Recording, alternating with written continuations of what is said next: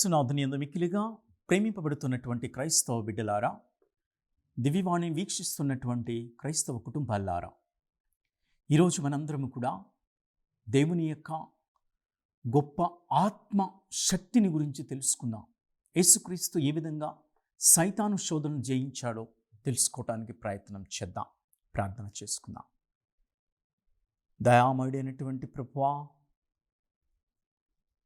నీ శోధనలు, నీ వేదనలు ఏ విధంగా అనుభవించావో, శోధనలు జయించేటటువంటి శక్తిని మాకు మార్గచూపరిగా నీవు ఉన్నావు.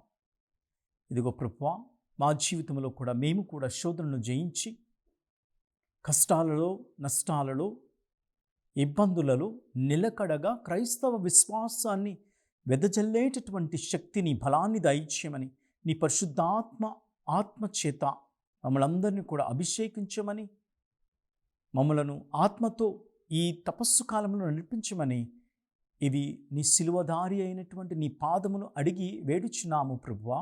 ఆమేన్.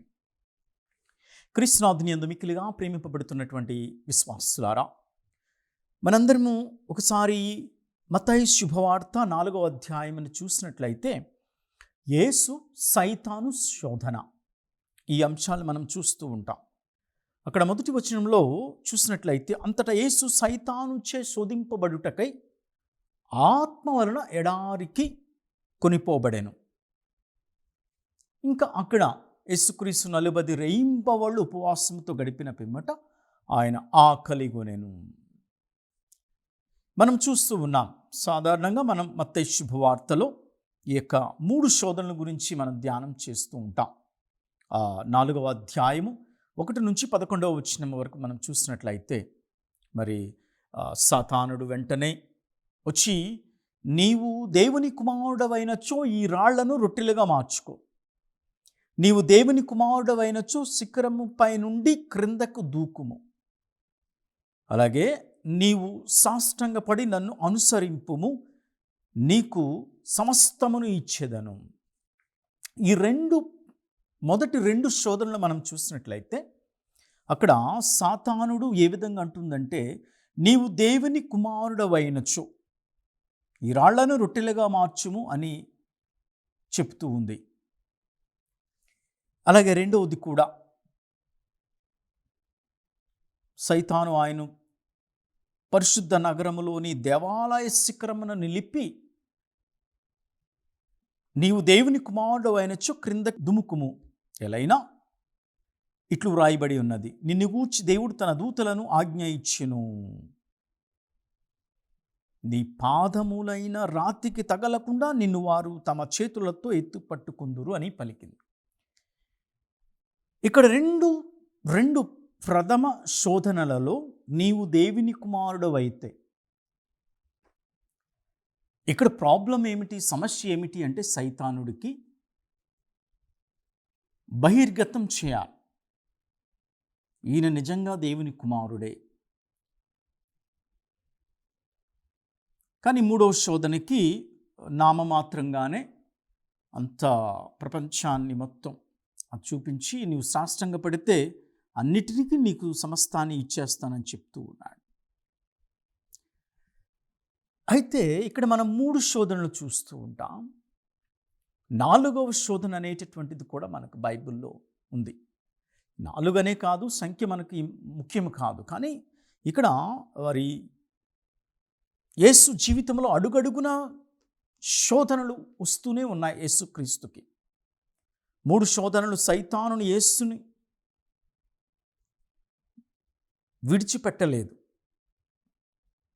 ఆ 3 శోధనలో కూడా బలంగా ప్రయత్నం చేసింది యేసుని బంధించడానికి, యేసుని శోధించడానికి, యేసుని అపజయం పాలు చేయటానికి, యేసుని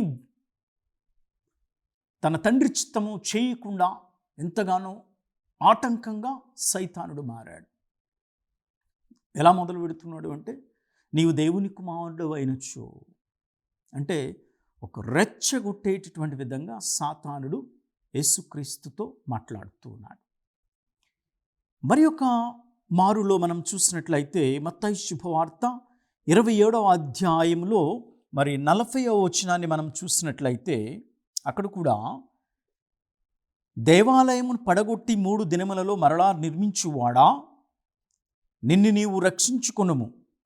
నీవు దేవుని కుమారుడవైనచో సిలువ నుండి దిగి రమ్ము అని పలికిరి. ఎవరు? వచ్చిపోవువారు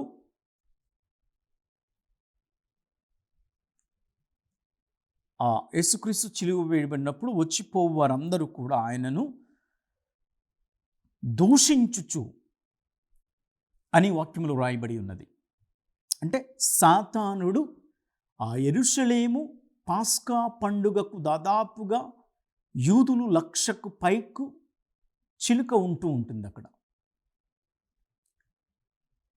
వారిలో సాతానుడు దూరి అక్కడ కూడా ఈ ఎడారిలో 3 సార్లు ఏ విధంగా శోధనలు పెట్టిందో యేసుక్రీస్తుని, మొదటి 2 శోధనలు, నీవు దేవుని కుమారుడవైతే ఈ రాళ్లను రొట్టిగా మార్చు, నీవు దేవుని కుమారుడవైతే ఈ శిఖరము నుండి దూకు. అలాగే ఇక్కడ 4వ శోధన సిలువ మీద మరలా సైతానుడు ప్రజలలో, యూదయా ప్రజలలో, యెరూషలేముకు పాస్కా పండుగకు వచ్చినటువంటి చాలామందిలో కూడా సైతానుడు దాపురించి దారిని పోతున్నటువంటి వాళ్ళందరూ కూడా దూషిస్తూ మాట్లాడుతూ ఉన్నారు. నీవు దేవుని కుమారుడవైనచో కిందకు దుకుము. ఏమి సాతానుడు అక్కడ ఆరంభంలో, ఇక్కడ ముగింపులో, ఇక్కడ ప్రారంభంలో, ఇక్కడ ముగింపు విషయంలో ప్రేషిత కార్యాన్ని ప్రారంభించేటటువంటి ముందు, ప్రేషిత కార్యాన్ని ముగిస్తున్నటువంటి శిలువ మీద మరణిస్తున్నటువంటి సమయంలో అక్కడ వరకు కూడా సాతానుడు యేసుక్రీస్తును విడిచిపెట్టలేదు. ప్రియమైనటువంటి దేవుని విశ్వాసులారా, అంటే ఇక్కడ నీవు దేవుని కుమారుడవైనచో అని సాతానుడు దేవుణ్ణి కవ్విస్తూ ఉన్నాడు, యేసును రెచ్చగొడుతూ ఉన్నాడు, యేసుకు సవాలు విసురుతూ ఉన్నాడు. రెచ్చగొడితే మనకు తెలుసు మన బలహీనత. ఎవరైనా రెచ్చగొడితే ఏం చేస్తూ ఉంటాము అంటే చేస్తాం, నిరూపించుకోవటానికి చేస్తూ ఉంటారు ఎక్కువగా. నువ్వు ఫలానా అని నిరూపించుకోవాలి అంటే ఎవరైనా రెచ్చగొడితే మనం తప్పనిసరిగా చేస్తూనే ఉంటాం. అలాగే ఇక్కడ సైతాను యేసును సవాలు చేస్తూ ఉంది. ఏంటి ఇక్కడ సవాలు అంటే దైవత్వాన్ని నిరూపించుకోవాలి. ఇక్కడ రాళ్లను రొట్టెలుగా మారిస్తే దైవత్వాన్ని, దేవుని కుమారుడని నిరూపించుకోవచ్చు.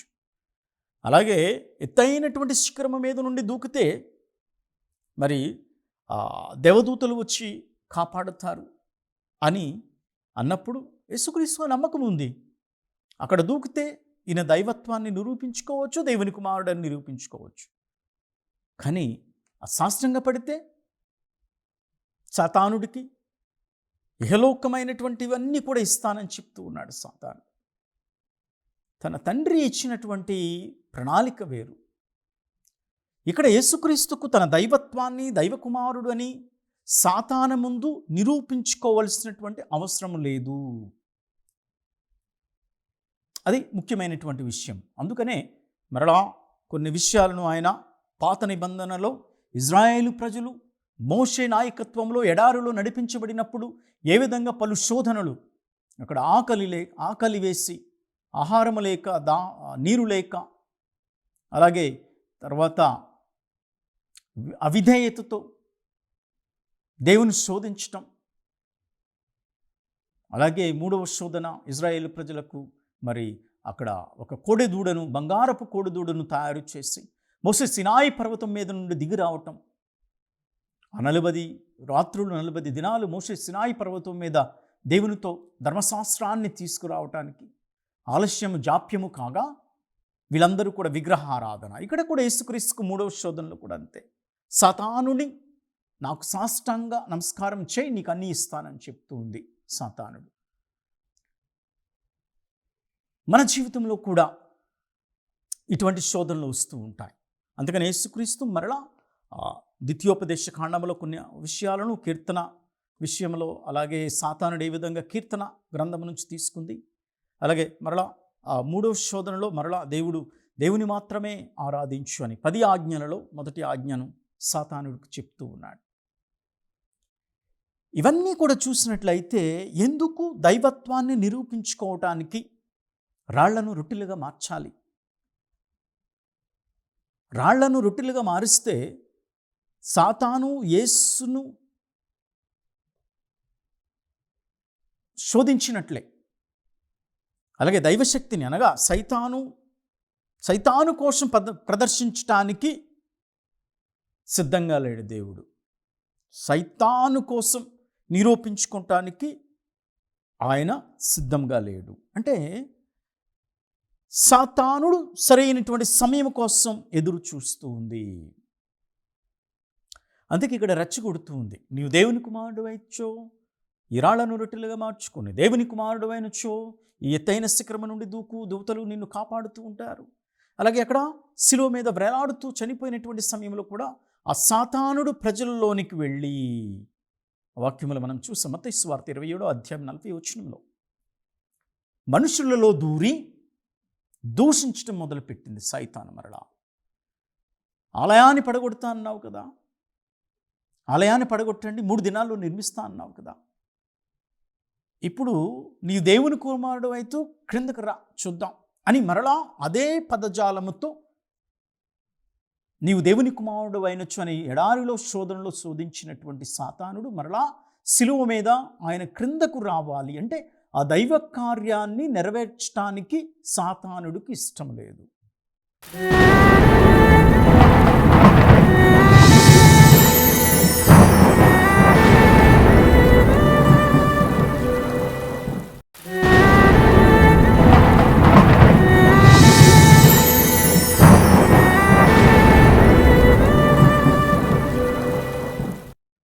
సాతానుడు మాట వినాలి. ఎంత రెచ్చగొట్టిందంటే క్రీస్తు ప్రభువుని చాలా విధాలుగా శోధించింది. అందుకనే కదా ఆయన ఆ గెత్సెమనే తోటలో ఉన్నప్పుడు, ప్రభువా ఈ పాత్రను నీ చిత్తమైతే తొలగించు, కానీ నా చిత్తము కాదు నీ చిత్తమే తండ్రి అని ప్రార్థన చేశాడు.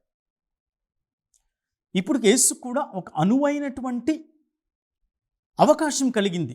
ఆయన నిరూపించుకోగలిగితే, ఒక సర్దుబాటు చేసుకోవాలనుకుంటే ఆయన గెత్సెమనే తోటలో ప్రార్థన చేసినటువంటి విధానానికి, తండ్రి నిశ్చితమైతే ఈ పాత్రను, శ్రమల పాత్రను తొలగించు. ఎందుకంటే ఆయనకు తెలుసు ఈ జనులు పెట్టేటటువంటి బాధలు, ఈ జనులు ఆ శిక్షను ఇచ్చేటటువంటి విధానం చాలా ఘోరమైనటువంటిది. క్రూరాతి క్రూరముగా యూదులు యేసుక్రీస్తును హింసించారు. అందుకనే నిశ్చితమైతే దీనిని తొలగించు అని ప్రార్థన చేశాడు. ఇక్కడ ఏం జరుగుతూ ఉంది అంటే, ఆయన ఒలీవు తోటలో అనగా గెత్సెమనే తోటలో ప్రార్థన చేసి, కానీ నీ చిత్తము తండ్రి అని ప్రార్థన చేశాడు. అలాగే శిలువ మీద వేలాడుతూ ఉన్నప్పుడు ఒక గొప్ప అవకాశం వచ్చింది. ఎందుకంటే సాతానుడు చెప్తూ ఉన్నాడు, నీ దేవుని కుమారుడు అయినచో కిందకి దిగిరా చూద్దాం.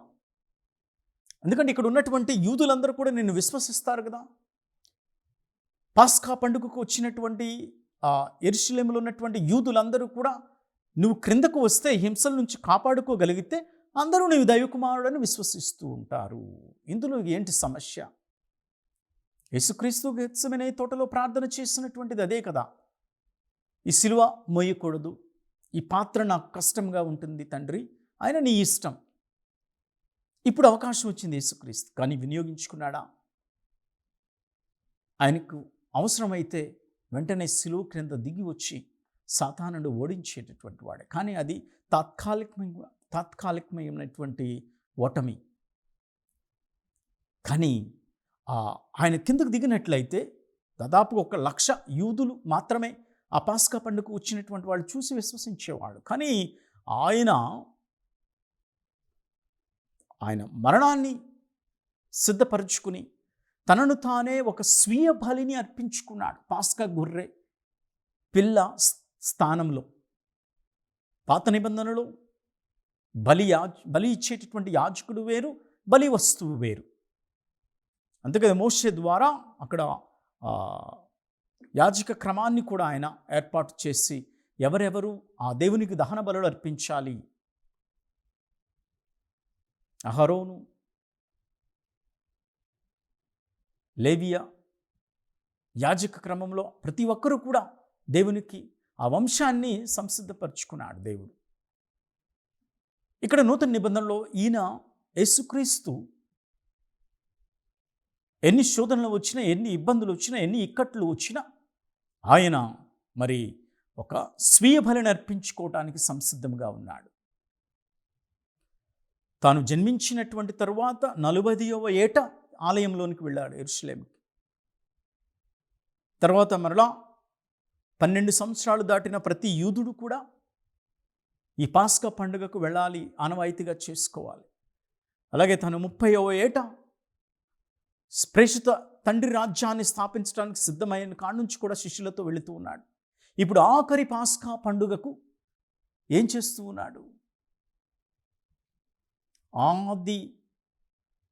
ఆదిలో జరిగినటువంటి, అనగా ఆ పాత నిబంధనలో జరిగినటువంటి బలుల కన్నా, దహన బలుల కన్నా, అర్పించబడినటువంటి గొర్రెపిల్ల వధువు కన్నా ఇప్పుడు నూతన నిబంధనలో తాను ఇచ్చేటటువంటి స్వీయ బలి చాలా గొప్పదై ఆ బలిని అర్పించుకోవడానికి సిద్ధంగా ఉన్నాడు. కానీ దీన్ని ఆటంకపరచడానికి సాతానుడు ఎంతగానో ప్రలోభ పెట్టాడు, ప్రజల చేత దూషింపచేశాడు. నీవు దేవుని కుమారుడు అయినచో క్రిందకి రా.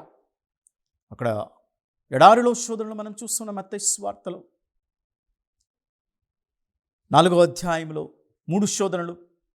ఇప్పుడు అదే పదజాలముతో 4వ శోధన, శిలువ మీద సాతానుడు ప్రజలలో వారి మనస్సులోనికి చొచ్చుకుని పోయి దూషిస్తూ నీవు దేవుని కుమారుడు అయితే కిందకి దిగు. ఎంత రెచ్చగొట్టిందంటే, నీవు నేను యేసయ్య స్థానంలో ఉన్నట్లయితే వెంటనే దిగేసేవాళ్ళం. దొరికింది అవకాశం నాకు తెలిసి. ఎందుకంటే చాలా ఘోరమైనటువంటి మహావేదన. ఆ శిలువ మీద ఆయన పడినటువంటి 3 గంటల మహావేదనలో ఆ శిలువను మోసుకోవటం ఒక ఎత్తు అయితే, శిలువ మీద వ్రేలాడటం మరో మహాఘోరమైనటువంటిది విషయం. మన గ్రంథాలే కాదు, అనేకమైనటువంటి గ్రంథాలు, ఆ యజుర్వేదము, సమవేదము, ఋగ్వేదాల్లో చూసినట్లయితే ఆ యేసుక్రీస్తు యొక్క వృక్షము బలి అనేటటువంటిది, తన స్వీయ బలి అనేటటువంటిది కూడా ఘోషిస్తూ ఉంది. ఓం వృక్షశూల తార్పూనానా నమ అంటే, ఒక కొయ్యకు అంటగుట్టబడిన వాడా నీకు నమస్తే అని ఋగ్వేదాలలో కూడా యేసయ్య శిలువ యొక్క మరణాన్ని గురించి చెప్తూ ఉంది. ఇక్కడ సాతానుడు ఎంతగానో రెచ్చగొడుతూ ఉన్నాడు. అసలు ఈ శిలువ కార్యాన్నే యేసు కొనసాగించకూడదు. ఇది టార్గెట్, ఇది ఒక గమ్యం సాతానుడికి. ఇక్కడ ఏం జరుగుతుంది? రెచ్చగొడటం. నాకు ఒకసారి 2007 సంవత్సరంలో అప్పుడే ఒక T20 క్రికెట్, మనందరికీ కూడా తెలుసు, క్రికెట్ బాగా చూస్తూ ఉంటాం. T20 క్రికెట్ 2007లో జరిగినటువంటి దాంట్లో మరి అక్కడ మనం చూస్తూ ఉన్నాం. ఇండియా ఇంగ్లాండ్ T20 క్రికెట్ ఆడుతూ ఉన్నటువంటి సమయంలో యువరాజ్ సింగ్ బ్యాటింగ్ చేస్తూ ఉన్నాడు. వెంటనే ఆండ్రూ ఫ్లింటాఫ్, అప్పుడు కెప్టెన్ అనుకుంటాను, కొంచెం మాటలతో రెచ్చగొట్టాడు యువరాజ్ సింగ్ని. అది 18వ ఓవర్. అప్పుడు వెంటనే దానికి యువరాజ్, ఎప్పుడైతే ఒక మనిషిని రెచ్చగొడుతూ ఉంటామో దాని ప్రతిఫలం మనం తెలుసు. నిన్నెవరు రెచ్చగొట్టినా, నన్నెవరు రెచ్చగొట్టినా ఏం చేస్తూ ఉంటాం? ప్రతిఘటిస్తూ ఉంటాం, సమాధానం చెప్తూ ఉంటాం. ఇక్కడ ఆ 18వ ఓవర్లలో ఎప్పుడైతే ఆండ్రూ ఫ్లింటాఫ్ యువరాజ్ని కొంచెం రెచ్చగొట్టాడో, వెంటనే వేసినటువంటి బౌలర్ స్టువర్ట్ బ్రాడ్, ఆ ఫాస్ట్ బౌలర్, ఫేస్ బౌలర్, వెంటనే ఆ 18వ ఓవర్లో 6 బాళ్ళకి 6 సిక్స్లు కొట్టడం, ఒక హిస్టరీ క్రియేట్ చేశాడు యువరాజ్ సింగ్. 12 బంతుల్లోనే 50 అర్ధశతకాన్ని పూర్తి చేసి ఒక హిస్టరీని, T20 క్రికెట్లోనే ఒక హిస్టరీని నమోదు చేశాడు. ఇక్కడ ఎందుకు చెప్తూ ఉన్నానంటే, ఆండ్రూ ఫ్లింటాఫ్ ఏ విధంగా ఈ బ్యాట్స్మెన్ని రెచ్చగొట్టాడు. దానికి పర్యాయంగా యువరాజ్ సింగ్ చేసినటువంటి 6 బాళ్ళు 6 సిక్స్లు. ఇక్కడ సాతానుడు ఆయన ప్రేషిత కార్యం నుంచి కూడా రెచ్చగొడుతూనే ఉంది. కానీ దానికి ప్రతిస్పందనగా చాలా ఓపికతో, తండ్రికి విధేయతతో, పరిశుద్ధాత్మ శక్తి చేత ఆయన నడిపించబడ్డాడు. కాబట్టి సాతానుడికి రొంగలేదు. ఆయనకు కాదు నిరూపించవలసింది, సాతానుడికి కాదు నిరూపించవలసింది ఆయన దైవకుమారుడని. దేవుడే తనను దైవకుమారుడిగా నడిపిస్తూ ఉన్నాడు. ఎందుకంటే అనేకమైనటువంటి చోట్ల మనం చూసాం కదా, ఆయన దూత ప్రకటన, గబ్రియేలు దేవదూత ప్రకటన నుంచి కూడా ఈ శిశువు మహోన్నతుడై దేవుని కుమారుడు అని పిలువబడుతూ ఉంటాడు. ఇమ్మానుయేల్ అని పేరు పెట్టండి. అలాగే జ్ఞానస్థానం స్వీకరించినప్పుడు కూడా ఆకాశము నుండి ఒక వాణి వినపడి, ఈయన నా ప్రియమైన కుమారుడు. అలాగే దివ్య రూపధారణ విషయంలో కూడా ఆకాశము నుండి దేవుడు మాట్లాడుతున్నాడు, ఈయన నా ప్రియమైనటువంటి కుమారుడు. అన్ని చోట్ల కూడా దేవుడే ఈయన దేవుని కుమారుడు, నా కుమారుడు, నా కుమారుడు అని చెప్తుంటే, సాతానుడు వచ్చి నీవు దైవకుమారుడు అయితే నిరూపించుకోమనివలసినటువంటి అవసరం ఏమిటి అంటే శోధిస్తూ ఉన్నాడు. క్రైస్తవ జీవితంలో నీకు నాకు కూడా శోధనలు వస్తూ ఉంటాయి, రెచ్చగొడుతూ ఉంటారు మన శత్రువులు, మిత్రులు కూడా అనేక విధాలుగా రెచ్చగొడుతూ ఉంటారు. నువ్వు పనిచేసే దగ్గర చోట హేళన చేస్తూ ఉంటారు, అనేక విధాలుగా దూషిస్తూ ఉంటారు. నీతో ఆడుకుని నీ మంచి మనస్సుతో, ప్రేమతో అనేక విధాలుగా వాడుకుని మోసం చేస్తూ ఉంటారు, దూషిస్తూ ఉంటారు. ఇప్పుడు ఉన్నటువంటి ప్రజల్లో తెలిసినటువంటి విద్య ఇదే. ఎక్కువగా ఇతరులను మోసం చేయటం, ఎంతవరకు వాడుకోవాలి మోసం చేయటం, ఇటువంటి విషయాలు మనకు కనపడుతూ ఉన్నాయి. కానీ ప్రియమైనటువంటి దేవుని బిడ్డలారా, అలాంటి మన క్రైస్తవులుగా లక్షణాలు కాదు, అలాంటి మనం అలవర్చుకోకూడదు. దేవుని మార్గంలో వెళ్ళాలి, సైతాను శోధనకు లొంగిపోకూడదు. అది దేవుడి యొక్క వాక్యములు మనకు సెలవిస్తూ ఉన్నాడు. ఈ వాక్యాన్ని వింటున్నటువంటి మిమ్మలను, మీ కుటుంబాలను దేవుడు ఆశీర్వదించునుగాక. శోధనలు జయించడానికి తన శిలువ శక్తిని, యుక్తిని మీకు ప్రసాదించాలని ఈ యొక్క ప్రార్థనలో, ధ్యానాంశంలో ప్రార్థన చేసుకుందాం.